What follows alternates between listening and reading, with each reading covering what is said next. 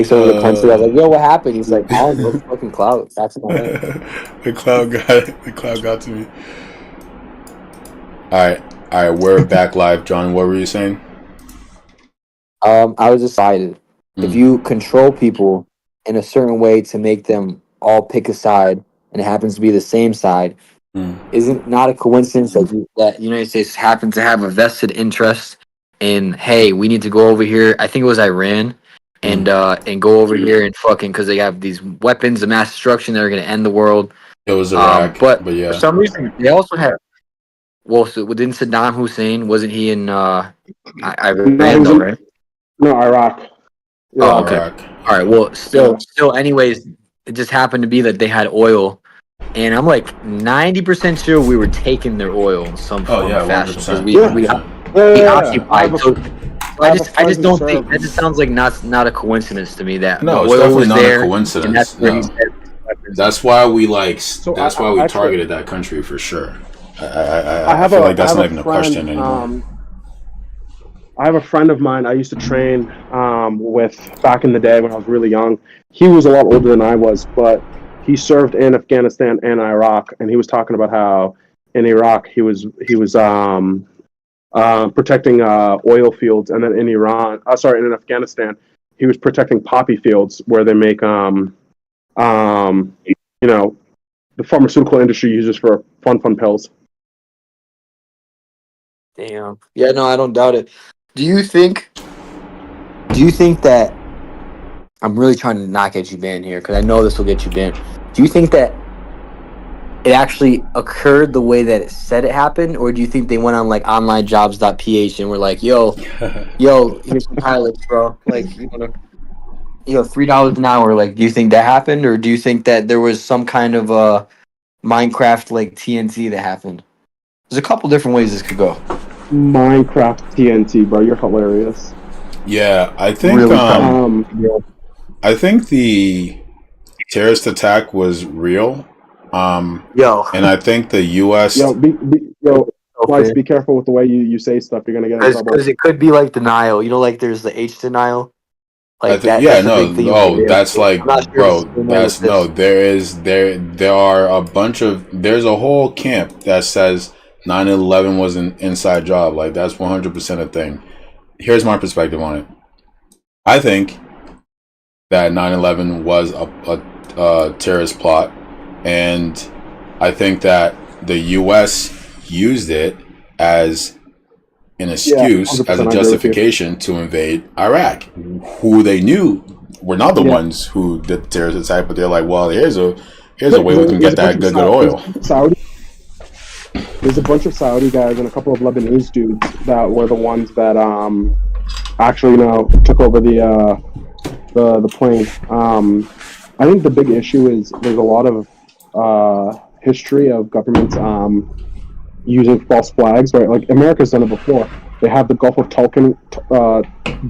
Tonkin, where they said that a Vietnamese Vietnamese plane hit a warship, and that's how they used it to justify the war in Vietnam. And then they had the Bay of Pigs, where they paid people to go try to overthrow Cuba. Like, I remember that. That was a Black Ops mission. I remember that shit. Yeah. There's examples of the U.S. and even other governments, like Germany did this too, where their invasion of Poland was based off of them burning down a... it was, so the reason why they went to war with Poland and almost took over Poland was because they said a Polish representative of the military burned down a theater with people in it, and it ended up being fake. That it was like this is the thing that governments do and have done across the board. But I don't think September 11 was that, Do you think that they just kind of saw an opportunity and they're like, we're gonna we're gonna take advantage of the country being like everybody's united for the first time ever, like Democrats, Republicans both agree that this is bad. The philosophy of the American government is like an opportunist nation. Like when we see an opportunity, we fucking grab it by the horns and we're like, let's go. And they saw an opportunity there. They're like, we can use this as justification for invading Iraq. So we're on that shit. We're gonna invade. I think with modern day levels of communication, it's almost impossible to be able to hide a false flag. Like, what up, Ben? Drop a follow. I think it's to the point now where you can't rely, because back in the day, we're talking like 1950s, 1940s, if you paid somebody to produce a false flag thing, their ability to communicate that's going on is only located towards the people that are in their immediate circle. But now there's no way to stop that. If somebody paid me to do something heinous, like, you can't trust that I don't go onto the internet and have a crumb trail of that information being spread out, you know? And in 2001, you wouldn't be able to do that, but in the 1930s and the 1940s, you could. And I just wanna go into like a little side tangent. This would have been a perfect clip. Like, we would have conversation and did part 2, part 3. So whoever in it would probably get to the end. But just wanted to throw that in there, that this is a clip right here. Like, this clip I just made. Yeah, and then, okay, second, I've never seen anybody talk about this point. Usually people talk about whether it happened, how it happened, blah, blah, blah. How do you think the world would have been different if this never happened? Like, Bush probably would have, he probably like wouldn't have won. 9/11 never happened. I think he probably wouldn't have been able to rally support for, like, you know, getting all this stuff done, and he probably wouldn't have won. And then what? It would be different. The landscape of the Middle East would be completely different. Like, things are so different because the U.S. has stations in Iraq and in Afghanistan now because of 2001. If that didn't happen, we wouldn't have had such a strong hold over the Middle East. I think maybe there might have been a little bit more turmoil.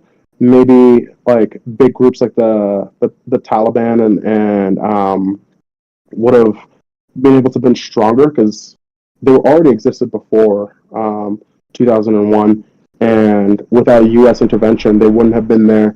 There wouldn't have been a presence there to slow them down. I think some things would have, like, that was a catalyst moment to allow for the Americans to go to the Middle East and have strongholds. I mean, we still have bases in Iraq. Like, we pulled out of Afghanistan, but there's still bases in Iraq, and that gives us a good stronghold in the Middle East, because Iraq is right next to Iran, their neighbors. It's very close to Yarmouk people. It's very close to Lebanon, where now you have bases there where you can deploy troops from rapidly. But without 2001, you wouldn't have been able to have that kind of stronghold there. American imperialism, man. So you get her done. Yeah, we can even bring up like TSA. Like, I remember hearing from like parents that TSA you should just walk through, kind of like you're going to the bus. Like, it was kind of similar to that. You know, you walk on the bus and you get off the bus and you walk out the bus station. Imagine how you guys. I mean, have you guys been on a plane and shit like that? You guys have traveled, right? Yeah. Like out of the country. Yeah, bro. Like, TSA literally, is a joke. It would be TSA now. TSA is a joke. There was this think about how much of a joke was before. Yeah, but even now it's not very efficient. So there are these checks that happen with TSA. So there's other agents that will fly through TSA with contraband items, and I think it was like maybe like 60% of them get through without being stopped, or 70%. It's like it's a higher number than you would wish to be the factor. But there's this thing called I don't know if it's security theater. It's security theater. It doesn't catch everything that everything that goes through, but the idea is that it has a presence there to make it seem like it's more difficult than it actually is. The same way, like, they definitely catch my fucking water bottles and my like fucking contact solution. I'll get you that. I have to get rid of that shit every time, bro. And then I have no contact solution for the vacation. I'm like pissed. They get my shampoo. They get my fucking like the stupidest shit. My eye drop case. Like, I'm like, what the fuck? Taking everything from me. My water, my fucking Gatorade.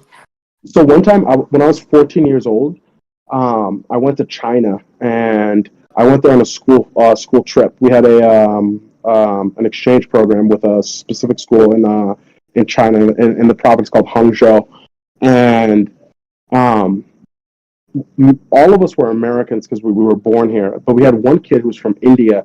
We were 14 years old. This guy had a full mustache and was growing a beard. This man got randomly searched 4 times on our way there. When we left Boston, we went to New Jersey. They were like, "Sir, please step aside. This is a random check." When we got to New Jersey before we got into the airport, they were like, "Sir, please step aside." When we got to China and then we came back, they were like, "Sir, please step aside." Like, they're not as efficient as they believe they were, because the rest of us Americans went through with no problem. Maybe we had stuff, but they stopped him. You know, like they go on these preconceived notions. And he was Indian. He wasn't even like from Afghanistan, Iraq, or that's the issue with those Iran, policies. were, it's just human beings acting on their biases. Yeah, bro. I mean, they didn't know that I was Muslim. Me and him were the same religion, but he looked like Dara didn't look quote unquote Muslim, enemy right? Was right. Dara didn't look quote unquote Muslim. You can't tell. I just look like a black person. Right. Yeah, I mean, it is what it is, but they went on these preconceived notions. They're not as efficient as people want them to think that they are, but they have this thing called security theater that allows for them to deter or make it seem like a harder avenue. Because, I mean, granted, it's still more difficult now, but it doesn't mean that they're efficient.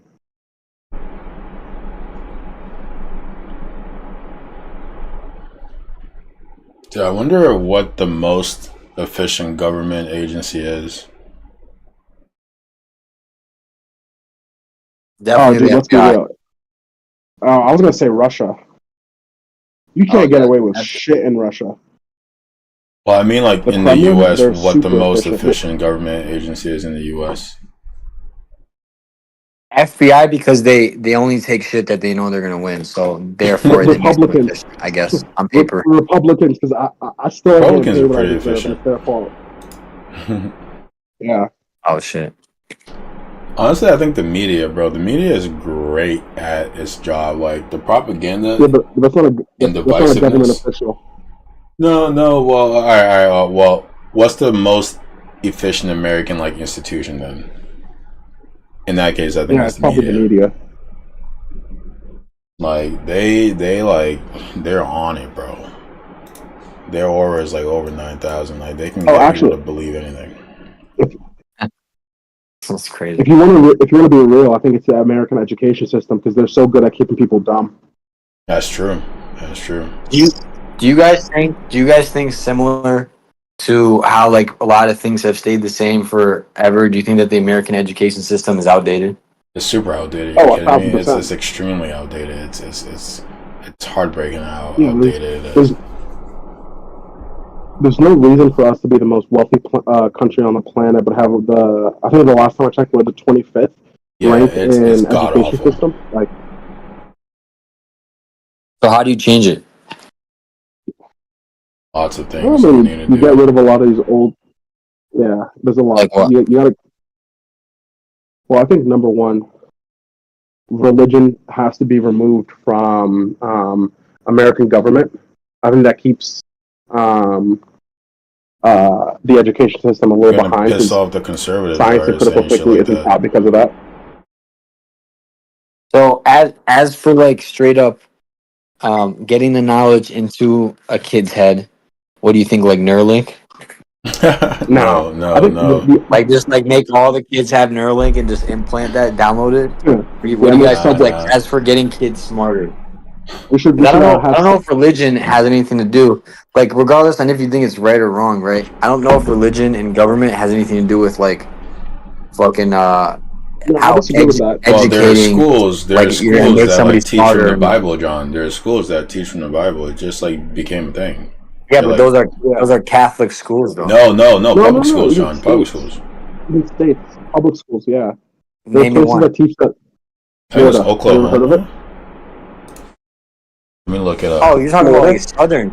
So, but you could also make the argument that fucking Northern, New England schools, they have fucking pride flags in their room. You could Yeah, also but that's argue not that the too. same. That's That not the like same as that's like not saying like necessary. that's not the same as saying like the world was created in 7 days. Like that's crazy, bro. Like those are not in the same hemisphere.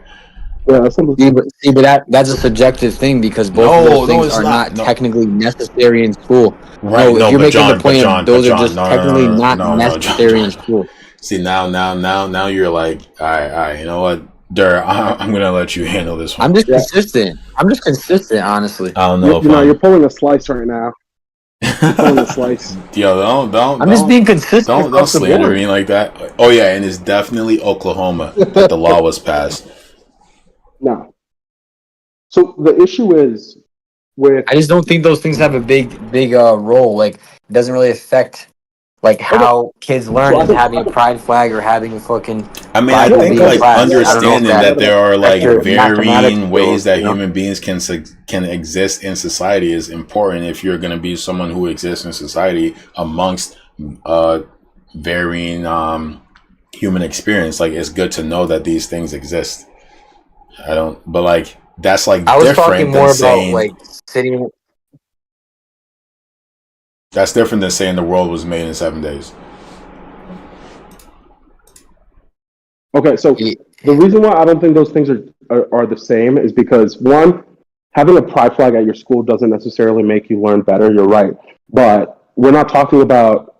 So the argument that you brought up about religion not being a negative impact on the education system is different from the social structures that the North has versus the South. In the North, you're right. Like, having a pride flag doesn't make you a more efficient learner. But there's a societal norm where people feel that it's important for other people to express themselves in their sexuality. That's different from religions dictating what's in a curriculum for students. There are places that still teach evolution as a concept or a theory, but not as a scientific backed. Yeah, but are you talking about a minority or are you talking about a majority? Because it seems like it's like state that's by a state. minority. It's state by state. Yeah, but I'm talking about United States of America. Is that a minority? Well, yeah, I'm saying like there are states in the country, like Oklahoma, for example, where teachers teach from the Bible. My guy, I'm talking about generalized, bro. Like how could you change the education system to make people more efficient of learning? Do you have them sitting in a classroom with 25 people? I think my approach would be to change the curriculum such that it's more focused around experiential learning. So like for instance, you would like be in classroom, let's say for like a month learning about a specific topic, and then the next month you will go out into the world and engage in this topic and learn about how this topic manifests in the real world, and you would do that for like an internship amount. Well, yes, but like across the board. Like across the board. So you're literally saying just do internships, which is already not just that. That's an aspect of it. Not just that. That's an aspect of it. And like, I'm not just saying do internships because I don't think it's just an internship. I think it's different. I think like in internship, those only happen at like late high school to college level, and I'm saying implement a similar philosophy like through like across the board in education. And here's the main difference that separates it from a mere internship, right? How you like, there are lots of internships out there that literally don't mean anything. It's like you like fucking like go to the job and like just like there are interns who just sit around not doing shit. There are interns who might be actually doing the job. There are interns who like are halfway. Like this would be way more intentional, where like the teachers are out there with the pupils, walking them through how this topic that they just learned about in class is operating in the real world, which is completely different than an internship because your teachers don't go with you to the internship, for one. To build on that, what you're saying is I also think the structure in which people are taught to learn nowadays is conducive towards how kids actually learn. I mean, this isn't even an unknown thing. People are taught. The American education system was built off of people being factory workers. You go from class to class. You have a bell, and you're forced to live this thing that'll put you into the workforce. But that's not the same thing as learning how to be educated, or even learning how to learn. I think the biggest thing, one, I agree with everything that Slice was saying, but I don't think our system is built to be conducive towards kids learning. Like, kids are hyperactive. They shouldn't be sitting down all day. They shouldn't be forced to look at a teacher for 45 minutes to 90 minutes, depending on your class. Like, the way that people really learn is off of life experience and actual like engagement. But our education system wasn't built by that. The fundamentals that we have for our system is built off of people being good employees and specifically good factory workers, people who can be put on a line and listen to what they're saying. That's how it was built. It's not an argument that's not the case, because even the first people who put into laws that students have to go to school at specific ages design that with in mind that you have to go to school. Yo, we got a follower. Let's go. Oh, nice. Who's the follow? Drop his username and his social. It's like Coke's Man or something like that. But no, yeah, Yo, it says your TikTok live ended. Well, still go. I mean, I ended one of them and started a new one, but anyway, yeah, I think so. One, we make things more centered around experiential learning, and we also embrace technology in a big way. No, we're still live. Yeah, so we embrace technology in a big way where instead of like teachers treating technology like it's this like problematic, like demonized thing, we figure out how we can use it to increase student learning. So for example, right now in this thing is reconnecting. Yo, can y'all hear me? Yeah, we can hear you. Okay, well, I think my TikTok isn't doing great, but anyway, so right now, for example, no, I was just on it. It's still connected. There are very few schools that do this, and even they don't go far enough in terms of embracing technology. But like the furthest you'll see them go is like, students are allowed to use like an iPad in class, and we might have like a 3D model in like studio and like a computer lab and all that, and that falls flat on its face because all that happens is like the students are on TikTok the entire time on their iPads. But I think instead, what we should pivot to and how we embrace technology in the classroom is like we literally build the school from the ground up with technology at the core, where like, you know, a huge part of schools is like your poster boards.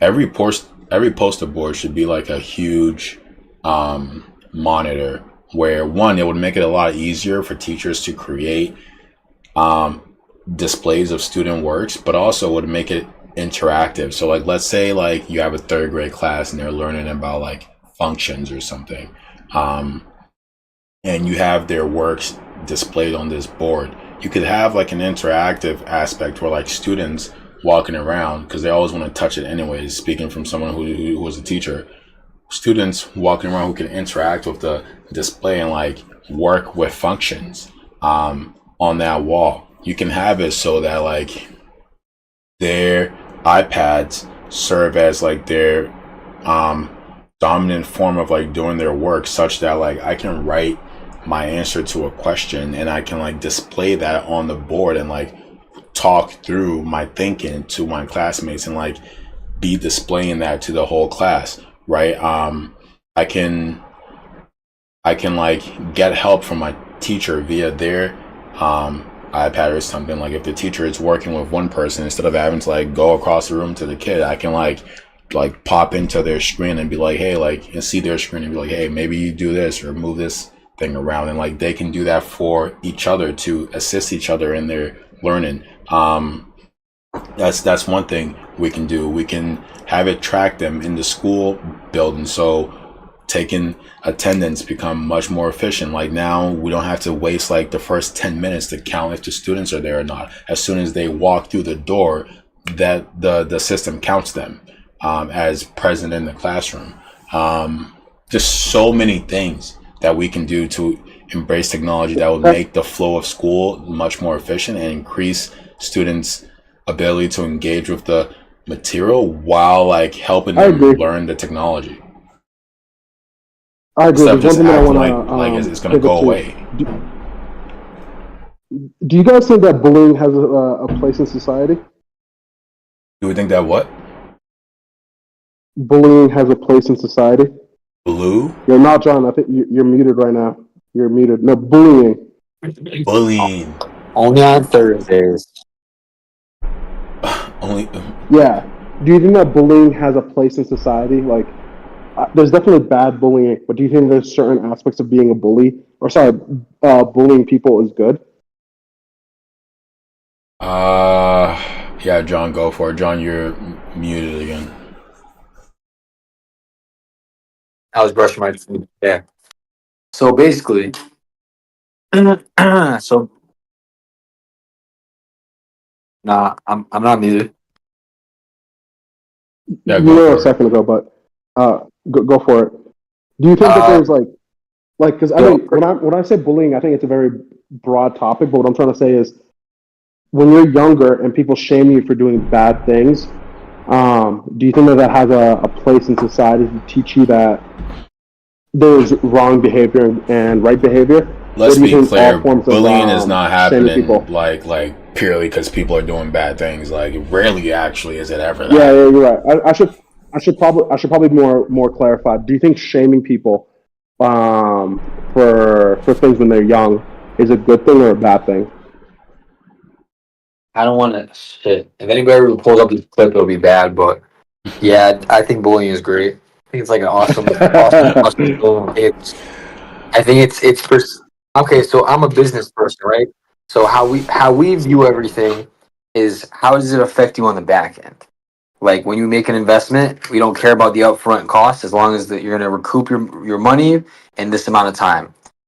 I think that same thing with bullying. Might on the front end might fuck you up, but like 10, 15 years down the road, it'll like it's really great. And it's like I don't know, I just think that's like it shapes you into a person who you probably would have been like more of a pussy if you weren't. And I just think that it goes back to like biology. I mean, back when there was like tribes, shaming was always a thing. Like if some guy wasn't able to find like the biggest boar and hunt the biggest boar, if he sucked at hunting or some shit like that, he probably would get shamed, and it would push him to be a better hunter. And it's like survival. Like you want to like fit in with the tribe. So it's like it goes down to a biological need and want to kind of be part of the tribe. Which now there's no more tribes, but that's kind of where it comes from. John was like, yo, going crazy on a school or like doing something to themselves. Some people don't handle the bullying the right way, but I think that's more of that's like a personal thing. Like they just because they didn't handle it the right way doesn't mean it's not good. That's a wild, John. I'm not gonna lie, it's the wildest perspective I've ever heard, but that's what I'm saying. Nobody's gonna agree with me, but it is what it is. Yeah, I think that their just coping skills aren't good enough. You need to have better coping skills. I think shame is a very important thing to have as a young person. Being shameful for being too what's the word I'm looking for? Promiscuous. Like if you're a guy or a girl and you're hooking up with everybody at your school, and people call you like a SLLUT, like, all right, yeah. I mean, do you think that is equally applied for guys and girls? I think so. I think it should be. Well, no, I'm not speaking about what like it should be. Do you what do you think the reality is? Do you think that? The reality is, but there's double standards in life everywhere, though, so you can't even make that argument. I mean, I can't. Yeah, Life is just full of double standards. It's just is what it is. Okay, sure. You think that's I'm unfair? Not saying it's not, but yeah, I mean, I definitely think it's unfair. I let me just make clear. I think some double standards I are could not okay. disagree with you guys even more, like any more than I do, especially to the point that bullying as a general whole is positive for people. I don't think it's positive. I think I approached the question in a very incorrect way. I should have said shaming instead of bullying, because bullying just means that people are mean to you for things that you can't control, and they're assholes because they want to be an asshole. I think that's different. I think it's great. He's like, actually, no. Actually, your original statement, I agree with that. I think it's bad. I think bullying is bad in the totality sense, but shaming somebody for having bad traits that need to be reviewed, I don't think that's a bad thing. And then I also agree with you, Slice, where it shouldn't be a double standard. But if you're, I don't think that's what we put. If you play the flute in band class, then people, no matter what your gender is, you should be not reprimanded, because that's not the right word, but understand that's not a characteristic that society deems as positive. I think I think I agree with the sentiment. I gotta get going. I gotta go. John.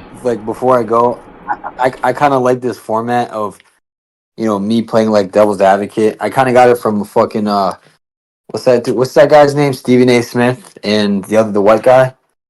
That's all they do is they just they bring up a point and they just fight each other, no matter if they agree on it or not. I think that's moving forward, we should definitely do that.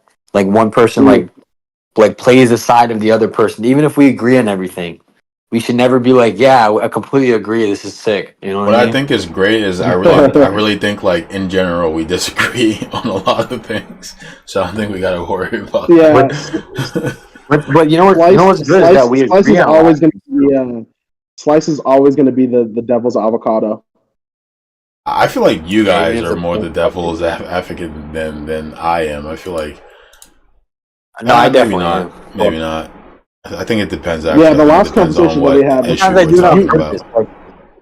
Like yesterday's conversation, I didn't even think what I was arguing. I was just arguing because we would have all agreed, and it would have been boring. I think that's a fair point, John. I think somebody needs to present the opposite. John, I think you're absolutely right. I think somebody needs to champion the opposite perspective at all times. Not that we're going to represent that the best, but both sides. You know what I mean? So if you get you get somebody who has an oppositional view, they might still watch you because their point is being represented in some way. Right. Well, also, before you go, we didn't get to do this today. I know we said that Sunday we were going to have a chat about starting a different channel to have these conversations on. If you guys are available tomorrow for a 15-20 minute chat, do you guys just want to go over a growth plan, what we want to talk about, what kind of people we want to bring on, and figure out a plan for 3 idiots and a mic? Yeah, I think. I think we can literally just start by making the channel and figuring out a way to get us all on the way that we want to be on, and then we can build it as we go. I feel like we can plan a bunch of things, but I agree. I think start from go from 0 to 1 as fast as possible. I think we could start the channel whenever, but I think the one thing that I want us to talk about is figuring out a cadence of linking up, having it actually set in a schedule, deciding what we're going to be talking about. If each of us can come with 1 or 2 topics a day on those days that we link up on, figuring out, are there people who are other creators that we think would be good to put on? What's going to be the clipping form? There's some questions that I wanna go through before we. starting the account is the easiest part. Like I could just log into TikTok and create a new account, but I just want to go over what the logistics are of how we want to be able to grow. I think the logistics we should be more concerned about is like getting live. I think you guys are underestimating like that process.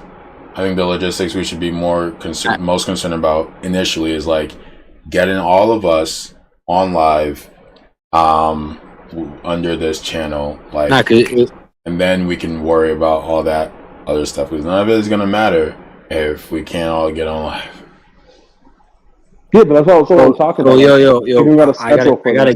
I gotta go, but we can definitely talk about this tomorrow. If we can get on earlier, because I'm really trying to remember I told you my sleep schedule was fucked up. I'm really trying to get it somewhat normal. Maybe you're not alone. Maybe 1 o'clock. Everyone 1 o'clock is nice. Earlier. So we could start doing it 7 o'clock. That would be tough. 8 o'clock, so we have a couple hours. But we'll go over everything tomorrow. But yeah, I definitely gotta go. Okay, no problem, brother. End it here. I gotta work tomorrow. GG's. Good talk. We will eventually be on 3 idiots in the mic. Peace, chat. Thanks for the follow. We gained 1 follower today. We are now at 44 followers on TikTok. Our goal is 50. Oh, yeah. We're at 21 on Kick, and we're at 9 on Twitch. I'm not sure where we are with YouTube. Let's go check. Damn, bro, I got more followers than you do. That's crazy. There you have it. All right, but let me know what time. Let me know what time you're available tomorrow. I just want to go over a game plan, because what I don't want to do is just turn it into the vibes are going to carry us. We should have a good plan. So let me know when you're free tomorrow. 2 followers on and YouTube. we can chat about it. 60. We have a rough total of 80 followers on all platforms. Oh no, I'm not counting Instagram. With Instagram, then it's closer to 100. All right, bro. Sounds good. We'll touch base tomorrow. All right, brother. Love you, man. I'll talk to you tomorrow. Let me know when you're free. Peace. Word. All right, chat. We're gonna call it there. Yeah, like I said, if you've been on the channel before, you know the deal. It's a slow burn.